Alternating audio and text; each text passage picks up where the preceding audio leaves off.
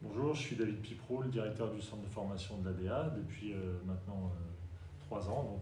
Ce jeune centre de formation va entamer sa quatrième saison depuis sa création, avec toujours le même objectif de développer nos jeunes sur un double projet à la fois scolaire et puis sportif. Alors, je suis David Morabito, le responsable technique du centre de formation de la Diable Basket.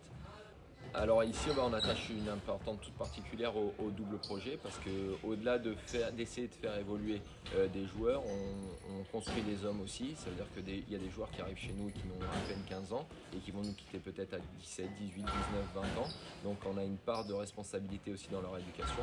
Et l'éducation, elle est de mettre la scolarité au centre du projet.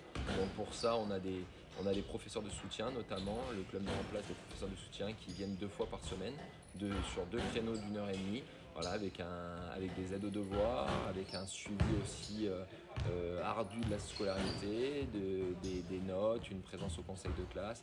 Tout est mis en œuvre pour accompagner le joueur dans son double projet, aussi bien sportif que scolaire.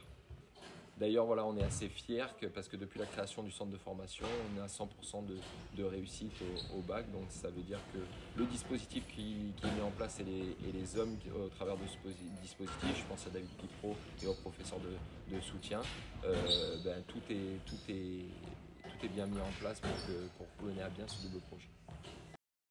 Les années que vous allez vivre maintenant sont des années extraordinaires.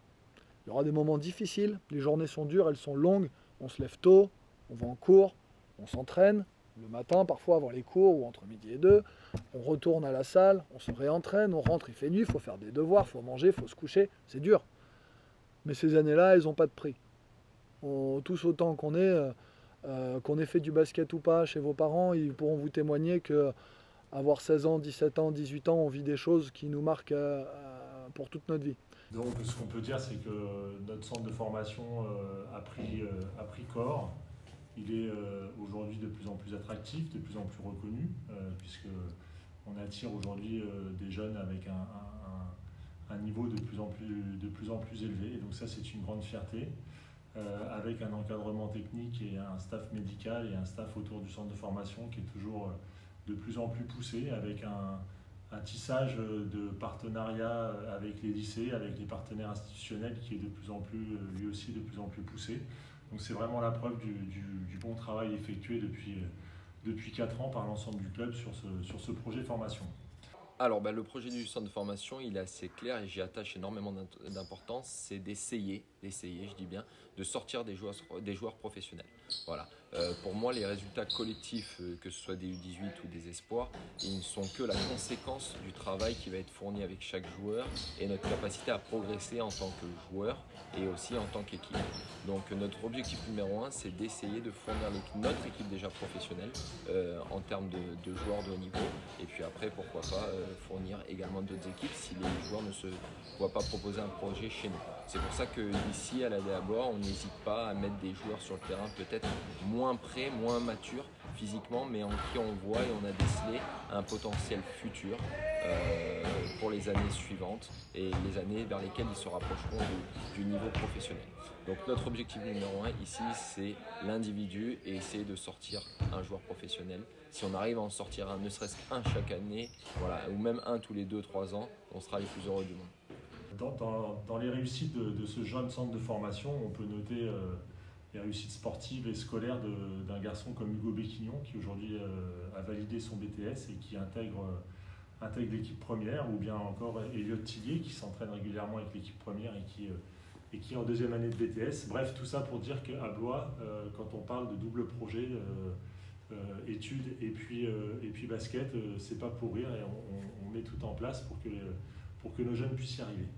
Alors avec le centre de performance qui va voir le jour dans maintenant 2 ans normalement, c'est vrai qu'on aura à disposition un outil qui nous permettra de encore plus professionnaliser notre centre de formation, avec la possibilité pour nos jeunes d'avoir un contact direct de plus en plus rapproché avec les pros, de pouvoir évoluer au contact des professionnels.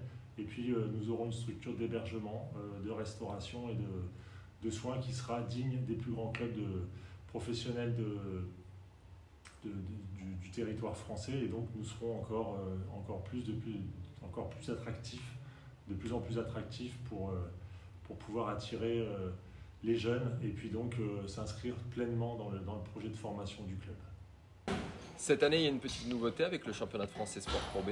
C'est quelque chose d'intéressant parce que ça va nous permettre de nous mesurer à des joueurs de notre âge, dans une autre catégorie d'âge, et qui ont un petit peu le même quotidien que nous, avec le même rythme d'entraînement, et surtout avec des profils de joueurs, notamment des grands gabarits, que l'on rencontre plus qu'en N3 notamment. Donc c'est quelque chose qui est intéressant, c'est une évolution intéressante dans notre basket, qui se rapproche de ce qui se fait en Pro A avec les eSports Pro A. C'est une certaine logique parce que nous on a les mêmes obligations que les centres de formation de Pro A, donc c'est intéressant pour nous d'avoir aussi les mêmes droits et avantages. Adieu.